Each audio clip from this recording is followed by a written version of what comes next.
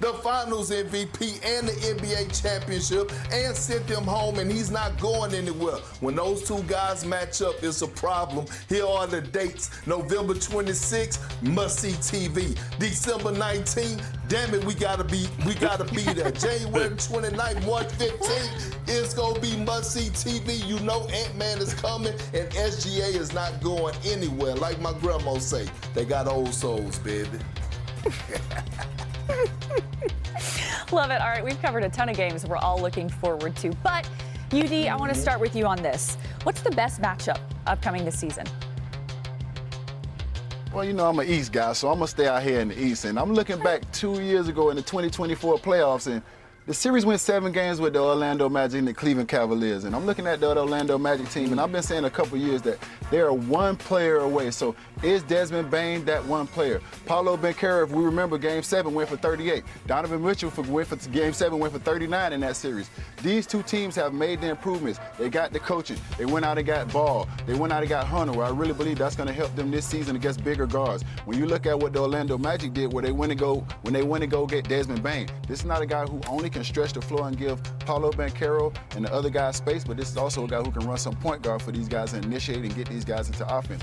So I'm looking at these two teams, with everybody saying the East being wide open. I'm looking at these two teams, and I'm asking these young superstars, Paolo Banchero and Donovan Mitchell, to make the next step and take your teams to the next level. Now, there were 2 teams that took the Thunder to 7 games, right? One of them was in the Western Conference, the Denver Nuggets. I'm really looking forward to those games. To me, the Denver Nuggets are the biggest foe, the biggest challenger to the champs. They add Cam Johnson, two-way. Their defense got better. They got Valanciunas behind Joker. He could start for a lot of teams. Brown's back. Then you got Christian and Strother taking steps. This is a better Nuggets team. This is a team that had them at a Game 7. This is a team that has been a champion in recent years and a team looking for revenge. All those matchups could be potential Western Conference Finals matchups. The producers gonna hate me, Jaron gonna hate me for this, but the best matchup in this NBA season is the whole entire Western Conference. Let's be real. It's stacked.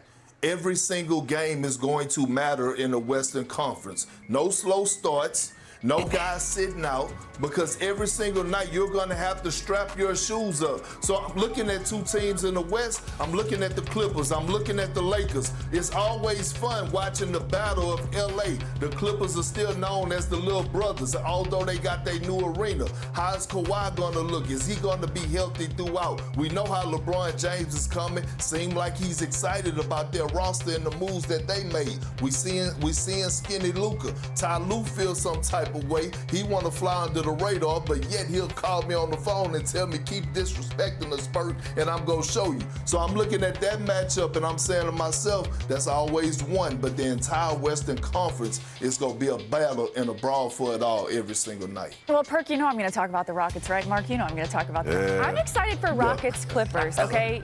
James Harden walking out on the Rockets, and now the Rockets are revamped, baby. They've got one of the greatest ever in Kevin Durant. You've got a team full of veterans with the Clippers, and then you've got a team with the Rockets that were able to retain the majority of their young core. You've got 2 coaches, both that are former players, in Ime Udoka and Tyronn Lue. You've got everything that Jeff Van Gundy, the ties to the Rockets, and what he's been able to do with the Clippers defense. So I'm excited for that matchup. Perk, like you said, everything with the Rockets is going to be must-see TV this season, but that Clippers matchup I'm pumped for. All right, and you're going to have no shortage of the #1 pick on your TV screen this season. The Mavs have 23 national TV games, which is 10th most in the league this season. But let's go beyond the #1 pick. Our amazing research staff crunched those numbers on some trends so you don't have to. Let's go in the bonus, baby. The team with the longest road trip next season is the Lakers. They have an 8-game getaway between January and February. That's brutal. They also have the longest homestand with 8 straight at Crypto. Here's the kicker. Their road trip is directly followed by that homestand. So I guess it all evens out. All right, Phoenix may have a tough road ahead. They have a league-high 8 straight games against teams who finished 500 or better. So that stretch for the Suns tentatively goes from the end of November through December, pending, of course, those NBA Cup results. Cleveland is coming off a 64-win season, and this year boasted the longest streak of games against teams with a losing record last year. So Cleveland is going to play 8 straight. They start on Halloween against opponents who were all under 500 last season. And Boston's outlook for next season is set. We know Jason Tatum will miss time, but the Celtics have the easiest strength of schedule and are tied for the fewest back-to-backs. The Celtics have the longest active playoff streak, 11 straight seasons. As for the most back-to-backs, that's a 5-way tie highlighted by the Sixers. And we know Joel Embiid has stated in the past that he's done playing back-to-backs, having not suited up on consecutive nights since January of 2024. So the NBA season is a marathon, certainly not a sprint. But Ramona, which team, when you take inventory of what you just saw from our research department, which team absolutely cannot afford to get off to a slow start? I mean, you just mentioned the Philadelphia 76ers, right? Last year, about this time, we were all on TV saying they won the offseason. They got Paul George. This is the look for them in the Eastern Conference Finals. We obviously know how that worked out.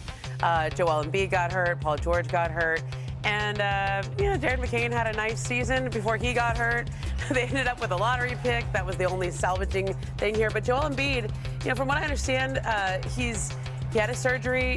The rehab was going well, but Nick Nurse said today at an event over at Basketball Without Borders over in Europe that he's not sure if he will be ready for the start of training camp. Now, that jives with what I've also heard about Embiid. Nobody wants to say anything in the middle of August about whether he's going to be ready for the start of training camp, how many back-to-backs he could or wouldn't play. It's early now, but I think we're in the place now with Embiid where we just got to see it. Like, nobody's going to predict anything with him until they actually see him back on the court.